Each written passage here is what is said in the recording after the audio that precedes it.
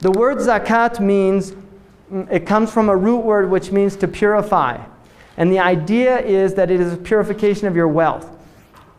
Everybody in accruing wealth will have some either clearly doubtful or even really doubtful aspects to the accruement of wealth.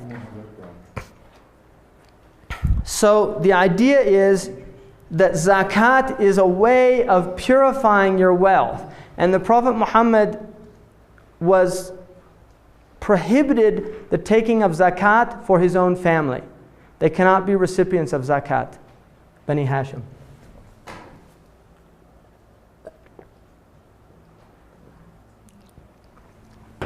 The reason is that he said that zakat is like the feces of wealth.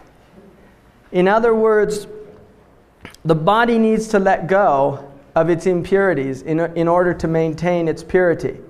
And zakat is seen as a letting go of one's wealth in order to purify and make the wealth that it has grow, literally.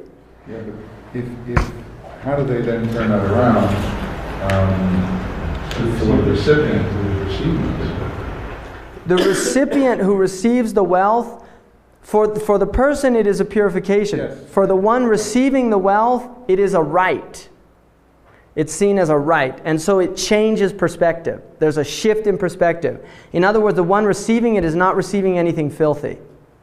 Right? It's a right. And it's encouraged when you give zakat to somebody to not tell them it's zakat, so that they don't feel, to give it as a gift, so that they don't feel, because some people have a pride, they don't want to feel like they're like a welfare type state that I need, that it's encouraged. You don't have to tell them it's zakat. It's also encouraged to give it smiling with as seeing that it's an honor. So the person giving it, these are in the books of fiqh related to giving zakat, that you're supposed to give it in humility, not in arrogance. That you give it to the person literally feeling like you're honored to do that thing. And the Prophet said one of the signs of the end of time is people will consider zakat like a fine. In other words, they wouldn't see it as an honor, but rather as like taxes nowadays, right? Have to pay it. Clearly both parties involved, both sides know kind of what's going on. I mean, don't they have an understanding of, like say... I've given zakat many times in which the people had no idea that it was zakat. Oh, really? Absolutely. Many times. How would, is there any example that you can give of, how would that... Well, Muslims, I think you'd be really surprised at the generosity of Muslims that are practicing to other Muslims. They're very generous.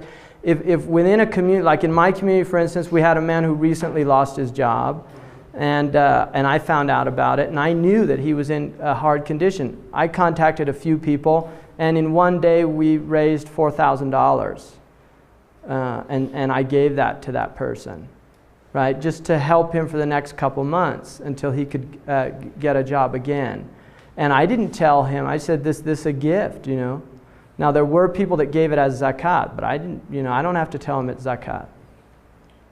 Mm-hmm. There are times when you'll find things on your doorstep. That's true. You may find a rack of lamb, you may find an envelope with money, and you don't know who. Very common in the Muslim community. There's definitely, I think Muslims do still have a sense of taking care. Like things like homelessness in the Muslim world, those are still real shocking. Like the other day we saw a man, and I was with Sheikh Abdullah, and he didn't have a shirt on. And he asked me first if he was crazy. Because in their country, you would never not wear a shirt in public. It would literally be, for them, it's a sign somebody was mad. And the same with shorts. That's something he hasn't, I don't think he's quite grasped it yet. Just because their culture is still very, very modest. But we told him that he's probably homeless, and he said, "What does that mean?"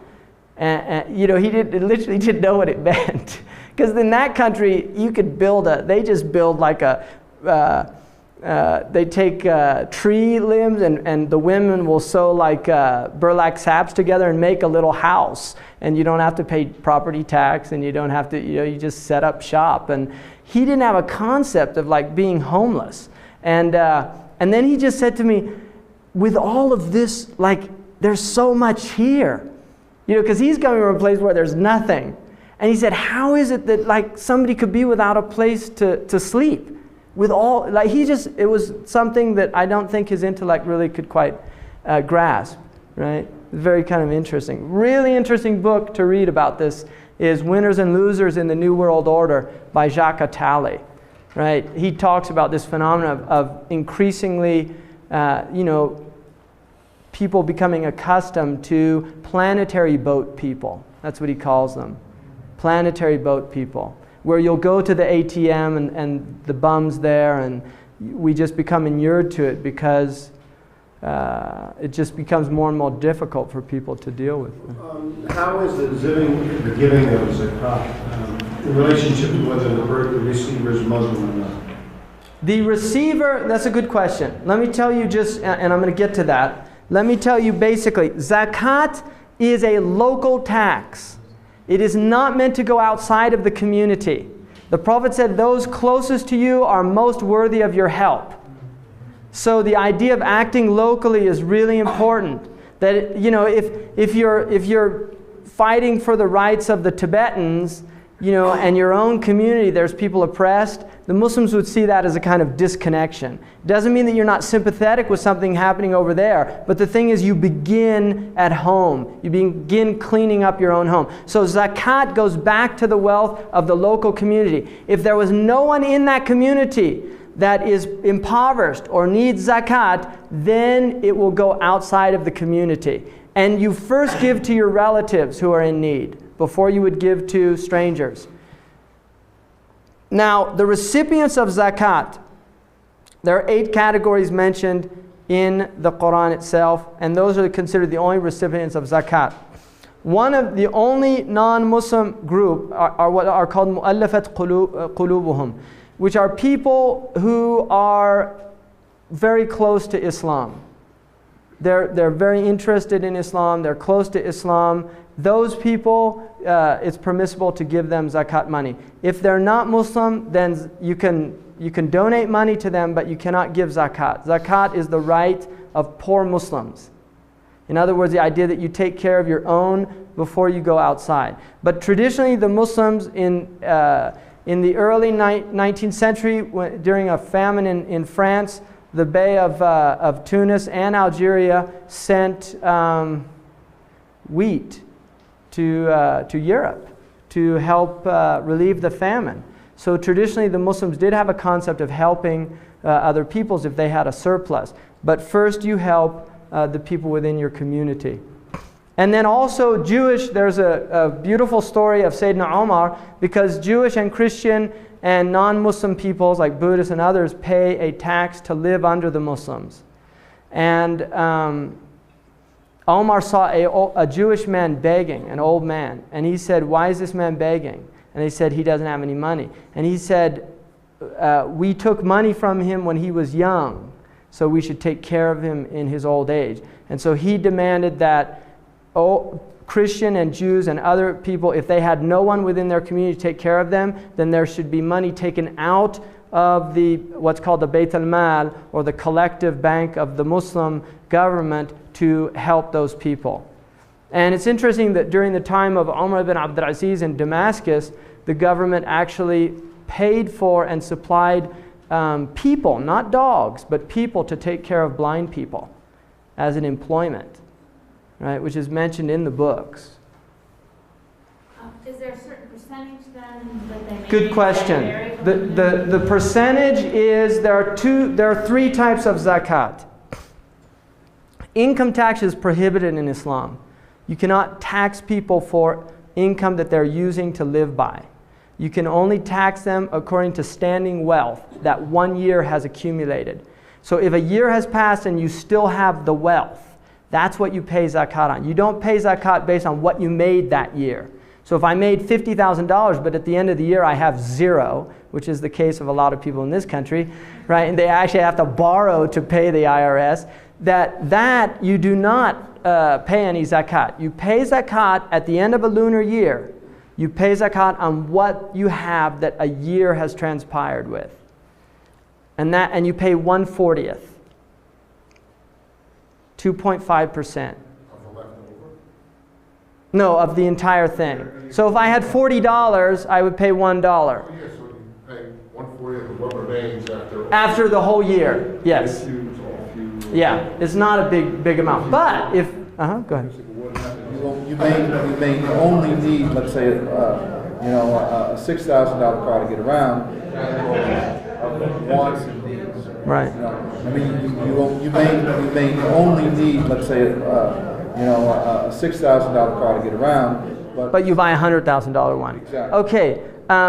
Herb asked, I think, a good question. Where does want and need come into this? In other words, if I'm a wealthy person and I buy a car for $100,000, and I'm a poor person, I buy one for $500. Can I just spend my money on that? Yes. Wealthy people, their money is discretionary. It is highly discouraged to waste, and it is actually prohibited to be grossly extravagant. But the Prophet Muhammad said, Allah loves to see the traces of His blessings on His creatures. And so it's encouraged for a wealthy person to dress, not extravagantly. He should wear things in order to show the blessing on him. And there's a beautiful book called Envy Towards a Social Theory. Fascinating book about the disruptive aspects of envy in a culture. And one of the worst things in Islam is envy. It's literally considered one of the worst things. It's one of the 7 deadly sins in the Christian Catholic tradition. My father was Catholic, and he said that he's unfortunately familiar with about 4 of them. And his friend told him, one's enough to kill you. But envy is one of the 7 deadly sins, right? In our Western tradition. In the Islamic tradition, it's also one of the real bad things. And so the idea is that poor people should not envy rich people. It's really considered a bad thing to envy rich people. Poor people should thank God. In fact, the Prophet Muhammad said, in terms of your worldly condition, always look to people below you. And in terms of your otherworldly condition, always look at people better than you. So in terms of righteousness, piety, look at people that are superior to you, that you might never become deluded about yourself and you always want to improve. But in terms of the material world, look at people worse off than you so that you feel grateful for what you have. Just briefly, what was the book that you said was, you mentioned the effect of envy? Yeah, it's called Envy Towards a Social Theory, and it's a German author, and I can't remember his name right now. I actually just got the book a couple months ago, and so I don't have the author's name yet. If there's no income tax and Zakat is determined on somebody's net, it's like a capital gains tax more. It's like capital at the end of the year. Okay, does the Zakat satisfy and fulfill the needs of the poor? Is it their poor due? There is a scholar in Qatar who has proven that if Zakat was paid in the Muslim world, there would be a gross surplus of wealth today. It's very interesting because there's also Zakat of agriculture and livestock. So agriculture has 1/5. Now the World Bank estimated that if 2% of the world's agricultural crops were taxed, 2%, that there would be no hunger anywhere. Now Islam says 5% for irrigation that you did yourself, 10% for agriculture based on natural irrigation like rain and things like that. So if you didn't work, you pay more. If you did irrigation, you pay less. So 10% of wheat, corn, barley, all of these grains is taxed, and it's supposed to be given and distributed to the poor. Also livestock. So for every 5 camels, 1 sheep is given, like that, right? 30 cows, a calf, 40. Question, you were talking about the livestock, and I was just thinking about Saudi Arabia, when all the pilgrimage, when all these people come and they wish to make sacrifices. Right. How do they deal with that? They can them and they send them around to poor people around the world. That's what they do now. The meat that's sacrificed during the Hajj, and no, I didn't sacrifice. You don't have to sacrifice if you made there's 3 ways of making Hajj. And I made it the way that the Prophet ﷺ made it, where it's not obligatory to sacrifice. You can if you want to. I did not sacrifice. But if you do sacrifice, the meat can either be eaten there. It's encouraged to distribute it amongst the poor. And the Eid, the reason that's encouraged to sacrifice during the Eid traditionally was that poor people generally did not eat meat very often. And so the idea was on the Eid, it was a time when you brought meat to the poor people to give them meat. Now meat is becoming more increasingly cheaper, and so you're finding people are meat eaters all over. Sayyidina Omar said, beware of meat because it has the addiction of wine. And he also said to one man who used to eat meat every day, every time you desire meat, you buy it? And he said, yes. And he said, I'm afraid you're going to be from the people who lose all their good deeds in this world. In other words, that you enjoy the world so much that you can't show the right gratitude. So it was not encouraged to eat meat all the time. And now Muslims have become heavy meat eaters, but traditionally most Muslim cultures were really more semi-vegetarian cultures. It's kind of more of a recent phenomenon, the heavy meat. And beef is very new in the Muslim world. Traditionally Muslims were not beef eaters. They were goat and sheep. In Muslim cultures, where, particularly in the 20th century, where there's been, you say, oil discovery and wealth, how is that affected Zakah? Is it causing problems between? That's a really good point. Yeah, there is a lot of problems. There's a lot of resentment. There's a lot of envy, things like that. But technically, buried wealth, there's different opinions about it. Most of the scholars say that it goes to the Muslim collective bank, what's called the Bayt al-Mal, and it should be used to develop the Muslim communities, to help the poor, to build schools, to do these things. It should not be personal wealth.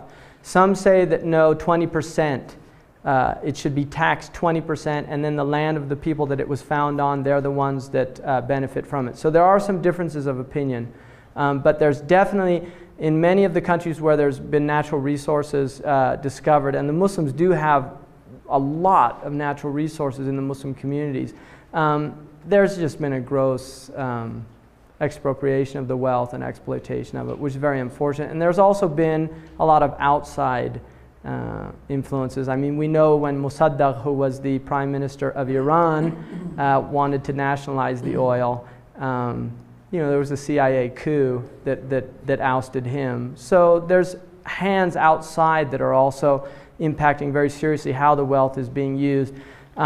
People, if you know about petrodollars, then you know the fact that the vast majority of petro wealth is literally being supplanted and invested in Western banks, and the Western banks in turn are using that to finance a lot of the projects in the quote-unquote third world, which end up causing major problems because of interest payment and things like that. So very complicated world conditions, but I think they're really worthwhile bringing up to your students, because we have to, as communities, we just have to start thinking about this stuff. We're so marginalized from these dialogues, and I think just normal people should be participating in trying to understand what's going on. Why are countries like Mexico, paying these massive interests to, there's more interest now coming out of the third world than there is aid going into it. So there's a lot of very serious contradictions going on, and then a lot of the massive projects that are being developed, the World Bank and the IMF encouraging these gross projects, the dam now in China and Brazil and these type of things that really, if you read somebody like Suzanne George, really worth reading. Fate Worse Than Debt, Ill Fares the Land, How the Other Side Dies. She worked for the World Bank and then kind of reneged and realized that she felt that they were doing a lot more harm than good. And she's written some really, really worthwhile critiques. And not from a kind of conspiratorial type, just really kind of analyzing the thing. I think Suzanne George, she works now, I think she's supported by the Catholic Church, actually, one of their organizations. You said there are 8 types of Zakah. There are 8 recipients. Recipients. There are 3 types of Zakah. Can you run through? Poor people. By definition, there are two types of poor people. One is called miskeen, and the other is called faqir in the Quran. The miskeen is the one who doesn't even have a day's worth of their livelihood. The poor one is somebody who does not have a year's supply. They do not have enough money to get through a year, and they are accepted as a recipient for. Deserving poor, the undeserving, the way that Christian charities see it. Yeah, that's a good point. If the person is known to use things, like if they're alcoholic or known to do things, then yeah, you should not support people that you know the money is going to go, and there are more worthy people for it. That is encouraged, to look for the more worthy people. And then you have the people who collect it. So there is a portion of it taken out to employ the zakat collectors. And then you have indebted people, people who are in debt. And that is a type of debt as long as it was not accrued through wrong actions like gambling. And it is a debt in which they're in serious trouble. The debt has reached a level where socially they're really being jeopardized. And then you have and also indentured servants, people who bonds people. Because in Islam, traditionally, although this doesn't exist anymore in the Muslim world, traditionally there were people who were bondspeople that were under the yoke of somebody. And those people in Sharia, if they desire to be freed from that yoke, then they have a right to zakat to pay off whatever their worth is, right? And so that's a group. And then also so that's 5. And then you have and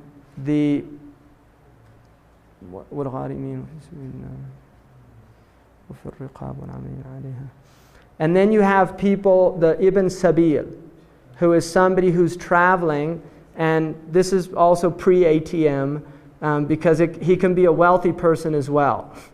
So it's somebody who's traveling and they were robbed, and they're far away from their home and they don't have access. And it still happens because ATM isn't, right? 80% of the world still doesn't have telephones, by the way, right? So here we forget about that, right? But it's for somebody who was traveling and they lost their wealth. Those people are asked, they're permitted to get to receive the zakat. And then for people who are called mu'allafat qulubuhum, which are either near Islam or they have just come into Islam, and you can give them zakat as a way of binding their hearts to the community.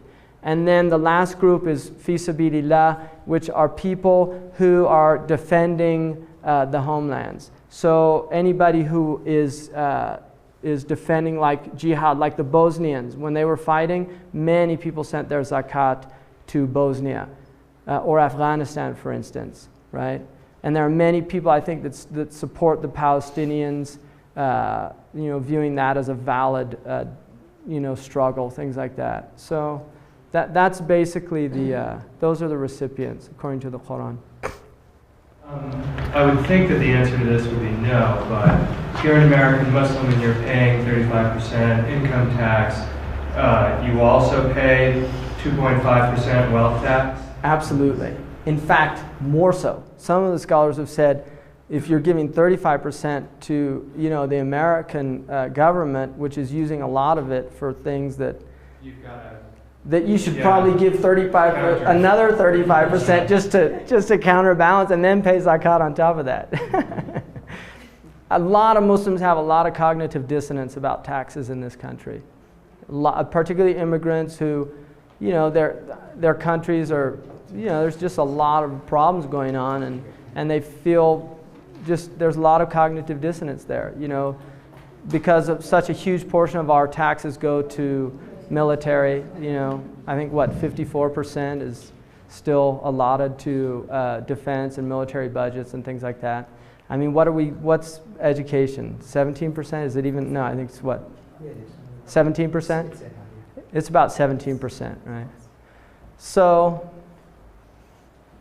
but again, if you're in a country, you have to follow the laws of the land. So it's actually prohibited if you come into a country by Sharia, even though the laws are against Islam, you either have to make hijrah or you have to follow those laws. It is prohibited, like it would be prohibited for a Muslim to cheat on the income tax, given that that is a law in this country.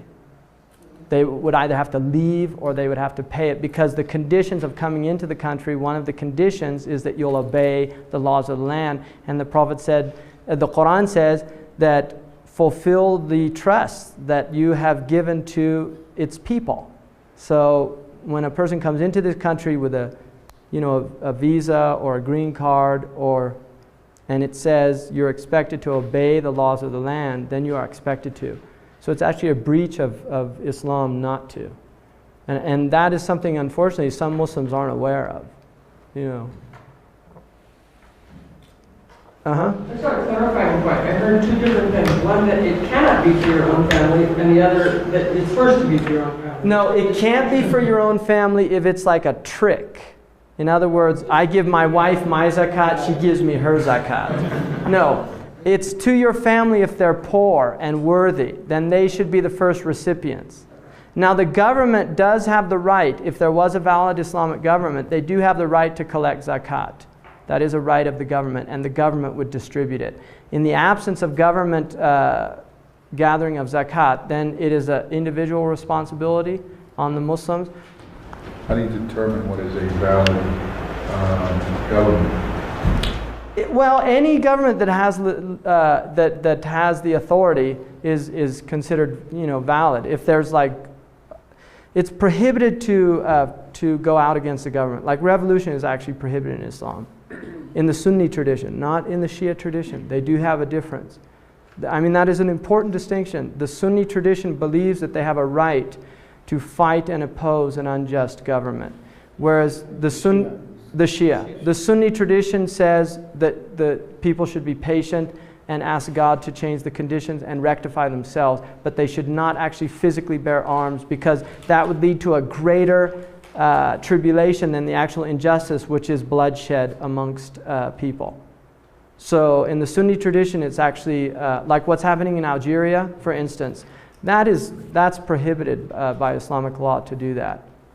And that is the classical Islamic view. And the group that goes out are called Khawarij, which are the seceders. And you can find them historically. There's always been groups that have said that. But the traditional Sunni position is that you cannot go against the ruler.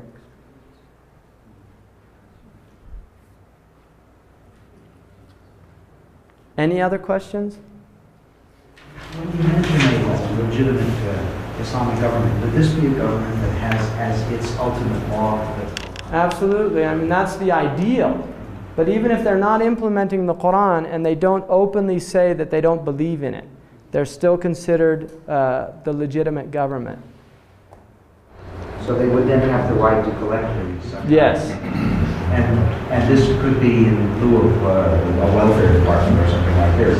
Zakat, that's the whole point of zakat. Yeah, it's to help the poor people. It's a right of the poor people. And it's interesting because the Prophet said, take from your wealthy the zakat and return it to the poor people. So it's almost like, people get rich off poor people, because the vast majority of the world's population is poor.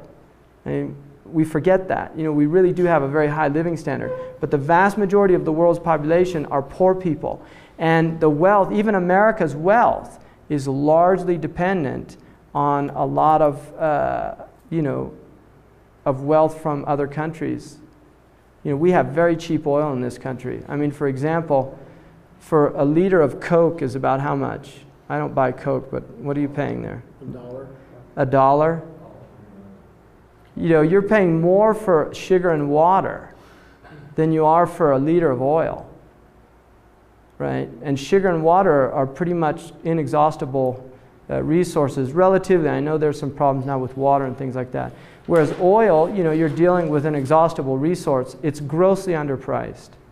Oil is grossly underpriced. I mean, we're paying $1.40 for a gallon of gas. It'll take you 30 miles, 40 miles, and you pay relatively the same amount for a bottle of sugar water that's going to rot your teeth and give you diabetes, So it's really interesting that oil is so cheap. And I mean, oil should probably be around What's that? I was saying 4 or 5. At least. I mean, my father now, that's what he's in. You know, he left teaching and got in because my grandfather was in the oil business, and he got in it through, when he married my mother, he started working in that, and he's always going on about it. Drives him crazy because, you know, he said it should be around at least 50 a barrel or something like that. It's just grossly underpriced. So, but we have the luxury of having very cheap oil. And the majors, it's hard to believe, but they actually maintain those low prices, you know. So, and the exploration in this country it's unbelievable how difficult it is to explore oil in this country. There are still lots of, you know, oil reserves in this country, and most of the old oil fields of the 1930s and 40s were very shallow. You know, they didn't have the technology to go down, you know, several miles. They just would go down very short amounts. But oil it's really discouraged to explore oil in this country, and most of the majors are just not interested anymore, you know, because you know, they're making so much money off. It's more expensive. It's much cheaper to buy underpriced oil from the Arabian Peninsula than it is to you know, to explore and exploit the resources here. Mm-hmm. I know you want to cover the last couple points here, but let me just clarify one thing. Is it so Muslims in the United States would pay obviously the federal and state and city income property taxes? Yeah. Although they owe, in addition to that, they pay 2.5%. Yes. Of, and many of them do, and many of them don't. There are many Muslims that don't pay zakat anymore, but there are many that still do, because now it's just it's an individual thing. There are many Muslims in my area. There are you know, about 70,000 Muslims estimated in the Greater Bay Area. Maybe from that 70,000, 8,000 to 10,000 are actually praying. So, and from that 8,000 to 10,000 of those praying, there might not be some that are paying zakat. So it's now become more of an individual. I mean, do you think that's a fair estimate, Suleiman? Because you're more familiar with those type numbers than I am. Isn't it? I reason it's about 10% generally within any given population in this country. Do you think that's accurate? Yeah, that's correct. So, and Muslims often fall in very high tax brackets in this country because there's a lot of physicians, there's a lot of engineers, so they're paying a lot of taxes, right? Mm-hmm. In this category, in the zakat category, is that where you were planning to discuss the idea of lending and interest and paying interest in this? Or that's another, I was going to do that with the Sharia, but I can bring that up now, the idea of just, yeah, let me just get through that. Go ahead. Okay. No, lost it. I'll come back. Okay, just when it comes back.